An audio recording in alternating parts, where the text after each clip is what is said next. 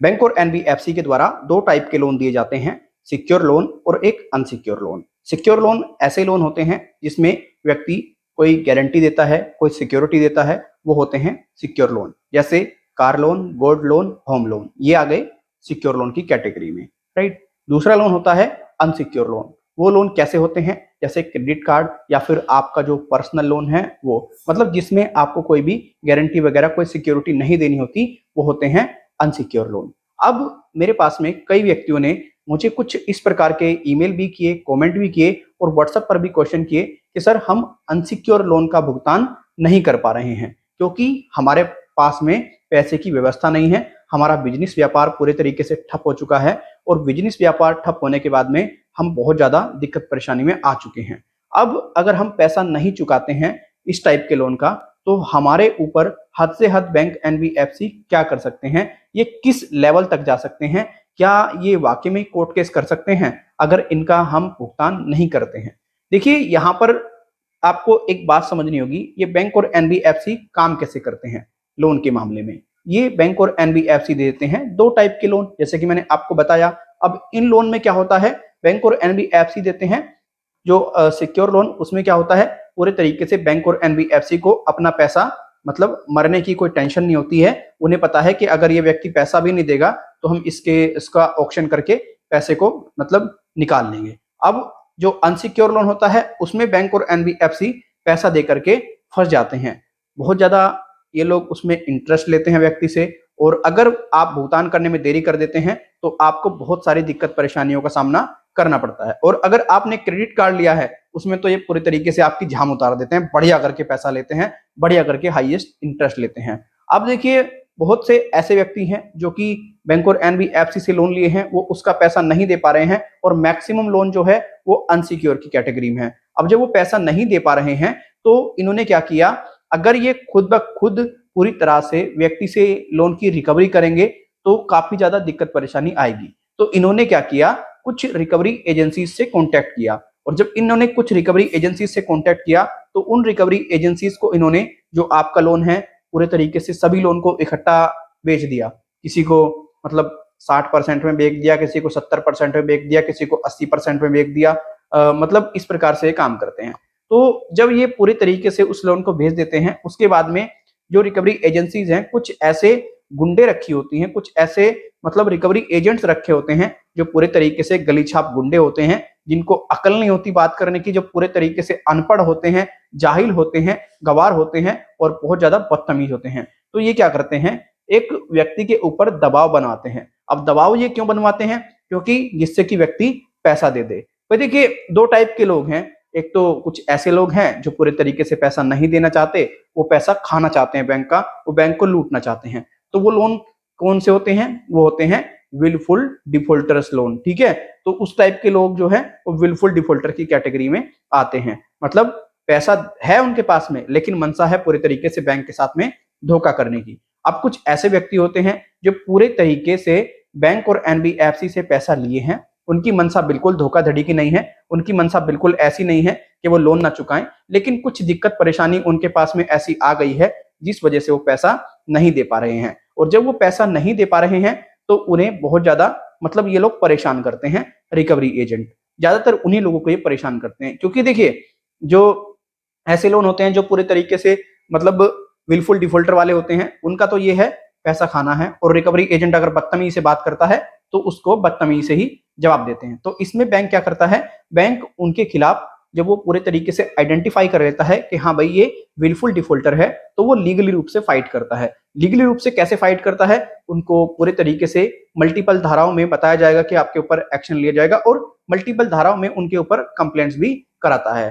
तो पूरे तरीके से बैंक इस चीज को समझ जाता है और बैंक को समझने में बेहद आसानी होती है विलफुल डिफॉल्टर्स को। अब कुछ ऐसे व्यक्ति हैं जो कि भाई विलफुल डिफॉल्टर तो है नहीं, उनकी जेन्युइन प्रॉब्लम है। अब बैंक क्या करेगा, बैंक पूरे तरीके से समझ जाएगा कि अगर मैं इस व्यक्ति से लीगल पैसा रिकवर करना सोचूंगा तो मैं लीगल पैसा इस व्यक्ति से रिकवर नहीं कर पाऊंगा। क्यों नहीं कर पाऊंगा, बंदे के पास में पैसा बिल्कुल नहीं है। तो इसीलिए आप एक काम करो, रिकवरी एजेंटों से क्लियर कहा जाता है आपको हम अच्छा खासा इंसेंटिव भी देंगे, आप इस बंदे से कुछ ना कुछ तो अमाउंट लेकर के आओ, तो इसी वजह से ये रिकवरी एजेंट आपको डराते हैं, आपको धमकाते हैं, आपके साथ में बदतमीजी करते हैं, क्योंकि इनको बहुत अच्छा बेनिफिट मिल जाता है। अब ये अगर आपके ऊपर केस कर देंगे तो भाई केस में तो भैया 5-5, 6-6, 10-10 साल लग जाती हैं, तो ये पैसा दे करके केस करने में रह जाएंगे। ये तो इनको तो अपना पैसा रिकवर करना ही बड़ा मुश्किल हो जाएगा।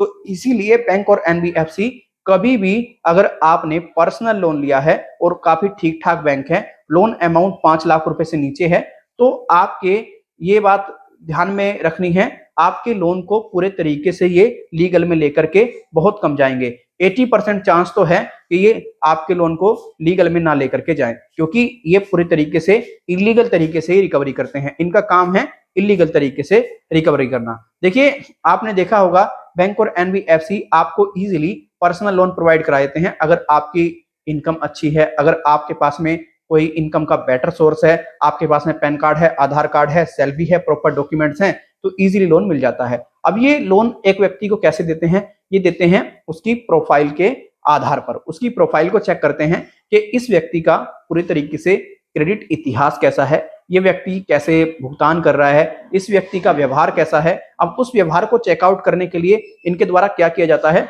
उस व्यवहार को चेकआउट करने के लिए इनके द्वारा जो सिबिल है, सिबिल में पूरे तरीके से रिपोर्टिंग की जाती है। सिबिल में पूरे तरीके से बताया जाता है, आप जिस भी बैंक और एनबीएफसी से लोन लेंगे उस बैंक को सिबिल में अपडेट करना पड़ेगा।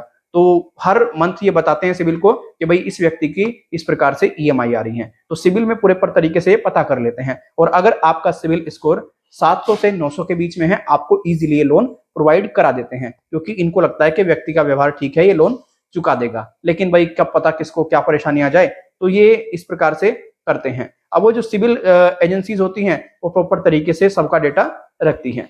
अब समस्या ये है व्यक्ति के सामने कि यार इससे बचा कैसे जाए, ये पूरे तरीके से जो पर्सनल लोन है इसको चुकाया जाए या नहीं चुकाया जाए। देखो, मैं एक सिंपल फंडा आपको समझाता हूं। अगर आपके पास में पैसा है तो आप पैसा दे करके अपना पीछा छुटाओ। अगर पैसा नहीं है आपके पास में, आप पूरे तरीके से परेशान हैं, आपका बिजनेस व्यापार ठप हो चुका है, आप पूरे तरीके से परेशानी से जूझ रहे हैं, तो आपको एक भी रुपया देने की आवश्यकता नहीं है, एक भी ईएमआई देने की आवश्यकता नहीं है। कोई भी आपका लीगली रूप से तो कुछ नहीं उखाड़ पाएगा अगर आपका 5 लाख रुपए से नीचे तक का लोन है। और हाँ, एक चीज और मैं आपको समझा दूं आज इस वीडियो में। देखिए, आपके ऊपर बैंक और एनबीएफसी के द्वारा केस भी कर दिया जाता है पर्सनल लोन में। अगर आपने नहीं चुकाया, और वो केस पता है कितने दिन तक चलाएंगे? हद से 3 महीने, 4 महीने। फिर व्यक्ति के ऊपर दबाव बनाएंगे, यार तू सेटलमेंट कर ले, बाहर से बाहर ही बात कर ले, वरना बहुत सी दिक्कत आ जाएगी, ये हो जाएगी। तो बैंक चाहता ही नहीं यार कोर्ट में केस जाने तक। पूरे तरीके से बैंक का ये है कि बस पैसा बस मिल जाए किसी भी तरीके से। और ये जो केस वेस भी करते हैं आपको डराने के लिए करते हैं। तो आप इसी बात से अंदाजा लगा लीजिएगा, अगर आपने इस टाइप का लोन लिया है, पर्सनल लोन लिया है, आपकी जेन्युइन प्रॉब्लम है, आप एक भी रुपया वापस ना दें, कोई परेशानी नहीं होगी। मैं आपको ऑन पेपर लिख के देता हूं, सिर्फ सिविल डाउन होगा, इससे ज्यादा कुछ भी नहीं होगा। और अगर कोई दिक्कत परेशानी आपको इन फ्यूचर बनती भी है, तो हमने आपके लिए एक पेड सर्विस शुरू की है। हमारा व्हाट्सएप नंबर आप नीचे देख पा रहे होंगे। आप हमें इस पर मतलब प्रॉपर तरीके से अपना नाम, अपना मोबाइल नंबर प्लस आपका जो करंट इशू है आप सेंड करें, और हम आपको एक अपॉइंटमेंट दे देंगे। और उसी टेलीफोनिकली जो अपॉइंटमेंट आपको मिलेगी, उसी अपॉइंटमेंट के डेट और टाइम पर कॉल करके टेलीफोनिकली आपको गाइड कर देंगे। लेकिन ये सर्विस हमारी पेड है। आपको किसी प्रकार की कोई भी परेशानी आ रही है, आप जरूर हमारी इस सर्विस का लाभ उठा सकते हैं। तो आप पूरे तरीके से समझ चुके हैं कि आपको अगर अनसिक्योर लोन मिला है किसी बैंक और एनबीएफसी से, आपने लिया है, आपके पास में पैसा नहीं है, तो आपको इस टाइप के लोन का भुगतान बिल्कुल नहीं करना है। कोई भी कुछ नहीं कर पाएगा। ईएमआई नोट पेड है आपकी, तो कोई दिक्कत नहीं है। फिर मिलेंगे किसी और वीडियो में। कोई क्वेरी है कमेंट और ईमेल में जरूर बताएं। इस वीडियो को बनाने का मकसद किसी बैंक और एनबीएफसी को नुकसान पहुंचाना नहीं है। इस वीडियो को बनाने का मकसद है आपको अवेयर करना, एजुकेट करना, और जो आपके अधिकार हैं वो प्रॉपर तरीके से आपको समझाना।